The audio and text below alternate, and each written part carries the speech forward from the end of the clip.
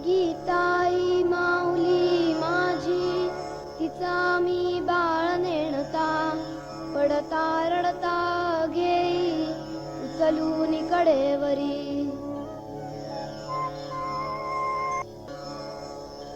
आप सभी को सादर जय जगत। मेरा नाम अतुल बड़े साटोड़ा वर्धा से। आज दिनांक 30 सितंबर 2025। गीता प्रवचन अध्याय 14वां, सत्वगुण और उसका उपाय। अब रहा सत्वगुण, इससे बहुत संभल कर बरतना चाहिए। इससे आत्मा को अलग कैसे करें, बड़े सूक्ष्म विचार की यह बात है। सत्वगुण को पूर्णतः निर्मूल नहीं करना है, रज तम का तो पूर्ण उच्छेद ही करना पड़ता है, परंतु सत्वगुण की भूमिका कुछ अलग है। जब बहुत ही भीड़ इकट्ठी हो गई हो और उसे तितर बितर करना हो तो सिपाहियों को हुक्म दिया जाता है कि कमर के ऊपर नहीं, पाँव की तरफ गोलियां चलाओ। इससे मनुष्य मरता नहीं, घायल हो जाता है। इसी तरह सत्वगुण घायल कर देना है, मार नहीं डालना है। रजोगुण और तमोगुण की चले जाने पर शुद्ध सत्वगुण रह जाता है। जब तक हमारा शरीर कायम है तब तक हमें किसी न किसी भूमिका में रहना तो पड़ेगा। तो फिर रजतम के चले जाने पर तो सत्वगुण रहेगा। इससे अलग रहने का अर्थ क्या है?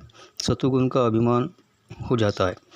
वह अभिमान आत्मा को अपने शुद्ध स्वरूप के नीचे खींच लाता है। लालटेन का प्रकाश स्वच्छ रूप से बाहर फैलाना ही तो उसे अंदर की सारी कालिक पोंछ देनी पड़ती है। यदि कांच पर धूम जम गई हो तो वह भी धो डालनी पड़ती है। उसी तरह आत्मा की प्रभाव के आसपास जो तमोगुण रूपी कालिक जमा रहती है उसे अच्छी तरह दूर करना चाहिए। उसके बाद रजोगुण रूपी धूल को साफ कर देना है। इस तरह जब तमोगुण को धो डाला, रजोगुण को साफ कर डाला, तो अब सत्वगुण रूपी कांच बाकी रह गया। इस सत्वगुण को भी दूर करने का अर्थ क्या है कि हम कांच को भी फोड़ डालें? नहीं, यदि कांच ही फोड़ डालेंगे तो फिर प्रकाश का कार्य नहीं होगा। ज्योति का प्रकाश फैलने के लिए कांच तो चाहिए ही।